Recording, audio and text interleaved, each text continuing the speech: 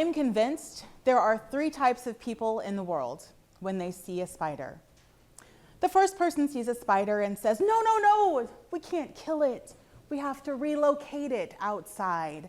And they say the word relocate as opposed to move.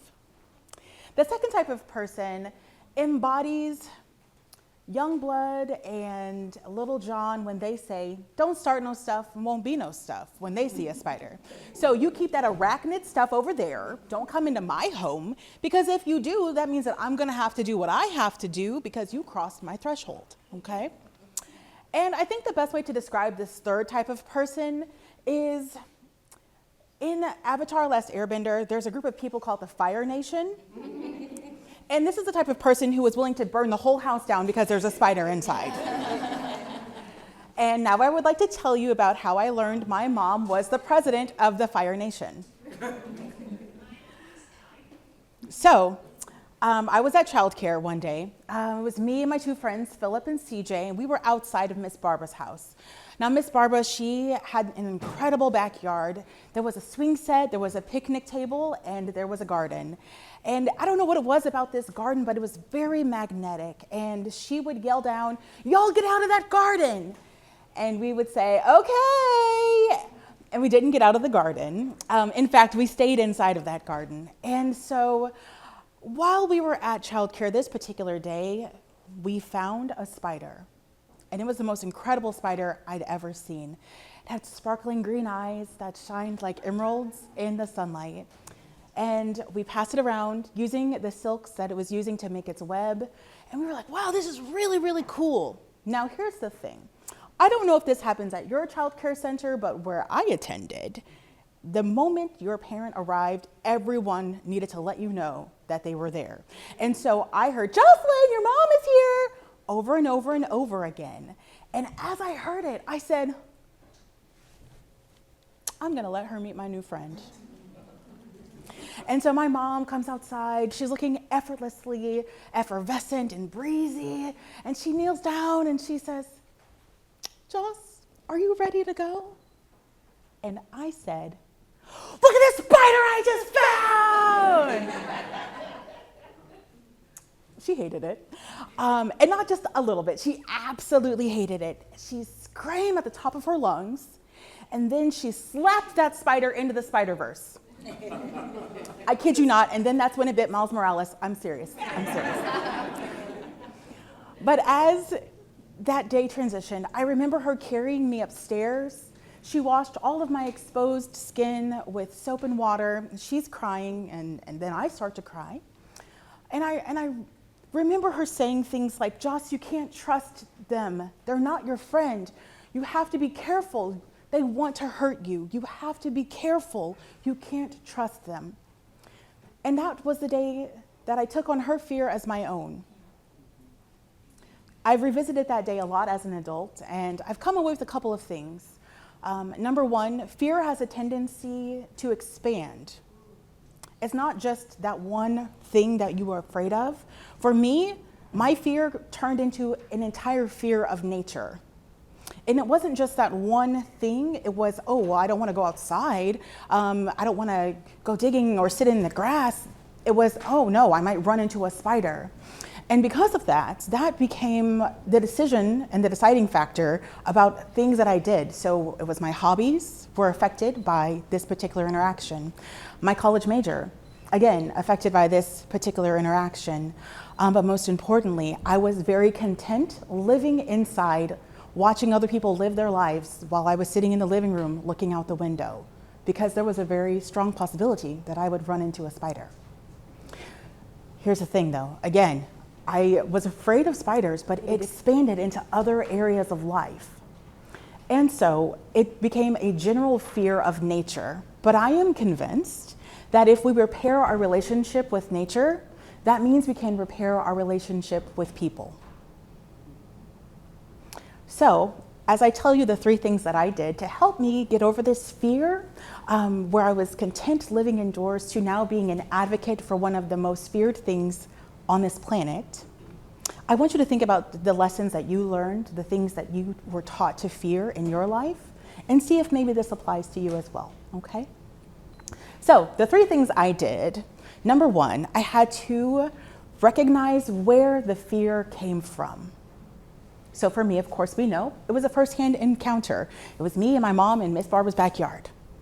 Sometimes you may learn fear from a secondhand experience. So sometimes that might look like you know a friend who was bit by a spider or was stung by something. Well, here's a quick little fact. Actually, less than 1% of all of the known species of arthropods that bite or sting have a lethal bite or sting if left untreated. But we have assigned the ability for all of them to kill us, even though it's less than 1%. So that might be a secondhand situation where you learned to fear. In psychology, we have something called disgust.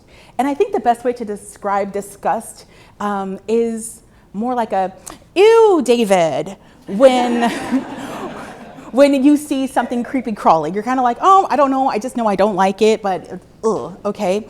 But there is a very strong possibility that maybe you learned this particular fear from the media.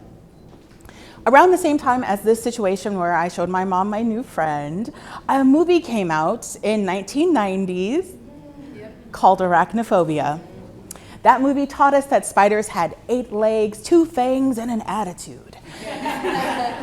And while we sit in this space, I think that it's important to recognize that if movies can teach us to fear, that means movies can also teach us to use empathy and to love. So we have movies like Charlotte's Web, a bug movie, a bee movie, A Bug's Life. One of my personal favorites, Honey, I Shrunk the Kids. And so we are cheering for an ant and we hate a scorpion, right? Now, I would also like to tell you of a lesser known actor named Axel, who's a tarantula. Axel's home was tragically destroyed by an adolescent who was left unattended while he was protecting his home from 2 burglars named the Wet Bandits. Okay. If you are familiar with Home Alone at all, you already know this scene. We have Marv, who is afraid, screaming at the top of his lungs, and then his friend Harry, who ends up having a spider on him. And so Marv picks up a crowbar and decides, I'm going to handle it, right? Now here's the thing. Have we ever considered the possibility that only Marv was afraid of spiders and not Harry? Because if that's the case, that means that Marv negatively impacted his friend, harmed his friend because of his own personal fear.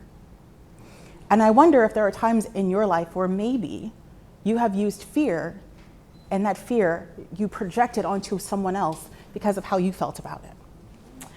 So, if we are going to understand the relationship between Marv and Harry, we need to also understand that fear is a very human emotion. And since fear is a human emotion, that means that we need to understand how the mind works when we are faced with the source of our phobia. So, in psychology, we have something that is called the amygdala. The amygdala is a portion of the brain that works with the limbic system. Within the limbic system is the adrenal glands, which release adrenaline. And so when our body sees the source of our phobia, our amygdala says, hey guys, it's time to release the adrenaline. And so the adrenaline goes coursing through our body, sending extra blood to our heart and dilating our airways in our lungs. And because of that, our body is preparing to either fight, to run away, flight, or to freeze, okay?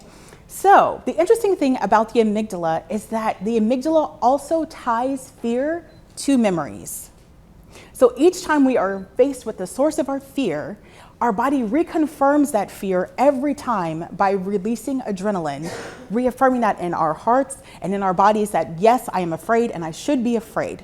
So we have the amygdala, and the amygdala says, hey, here's our source of our fear, whether it's someone who votes differently than us or whether it's a spider. We go ahead and so maybe we freeze, right? And the only thing that will freeze harder or faster than us is someone that is trying not to get out in a game of red light, green light. Our body will prepare for us to go ahead and flight or run away. And so maybe your amygdala says, hey, it's time to go ahead and put on that new pair of PF flyers and turn in to Benny the Jet Rodriguez and take off, okay? Or maybe your amygdala tells you to go ahead and act like the rapper Mystical when Mystical says, if you ever see me in the forest fighting with a grizzly bear, help the bear, because that bear gonna need it. So if we are understanding that the amygdala is constantly looking for us to be afraid of things because it's trying to keep us safe, and we know that our brains are wired to go ahead and release the adrenaline, so then what needs to happen is we need to understand that we can reprogram our minds. And we do that through the great philosopher Yoda when he says, you must unlearn what you have learned. So we can do that, again, through psychology. And that's something called neuroplasticity. Neuroplasticity, the best way to describe it is if you have gone the same way to work each day, and through that, you know you have to go 3 blocks south and then you turn left and you arrive at work. And that's the way that you've gone to work every day. But for some reason, on this particular day, the bridge is out. And now you have to go a brand new way. There is a new pathway that is created. And so when we're using neuroplasticity, I think it's important for us to remember that there's these new pathways that can be created, but by the age of 25, they are solidified.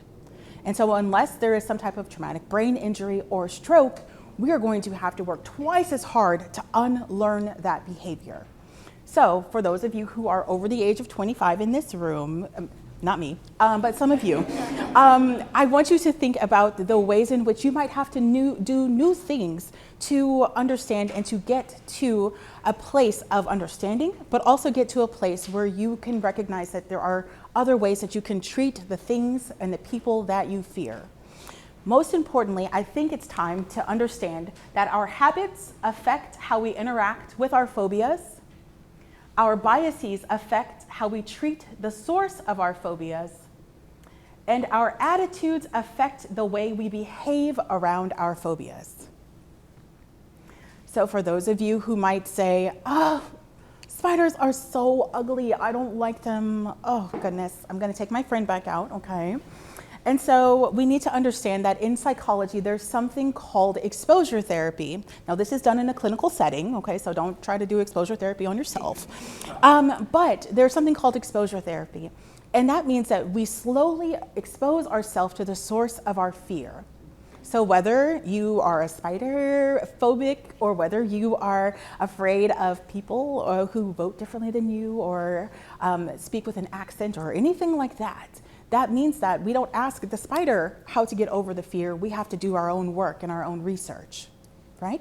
So that being said, for those of you who are afraid of spiders, I'm going to show you a spider now, okay?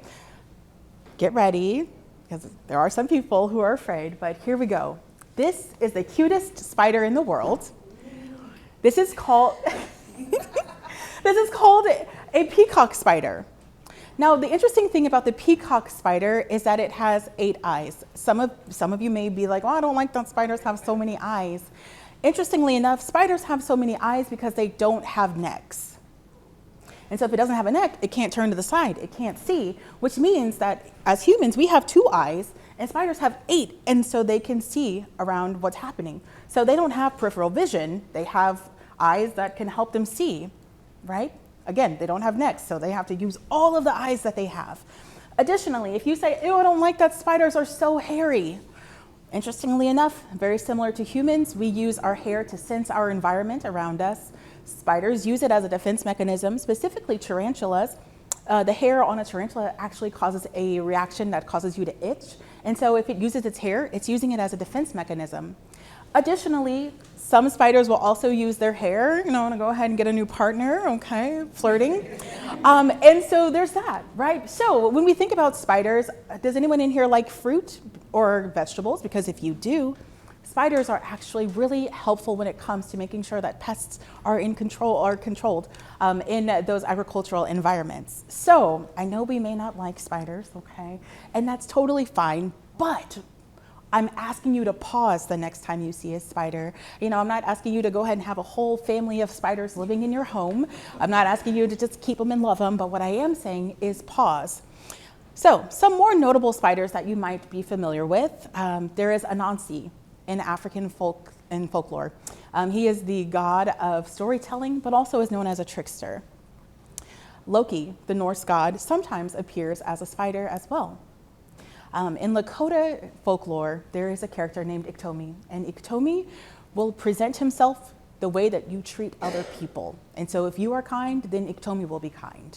If you are spiteful, Iktomi will be spiteful. Again, a trickster.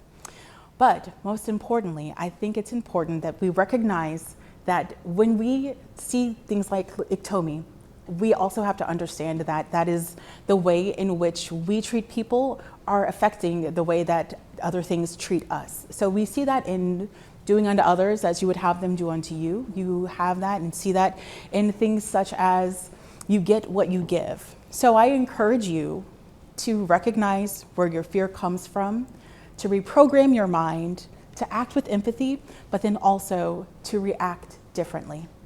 Thank you so much.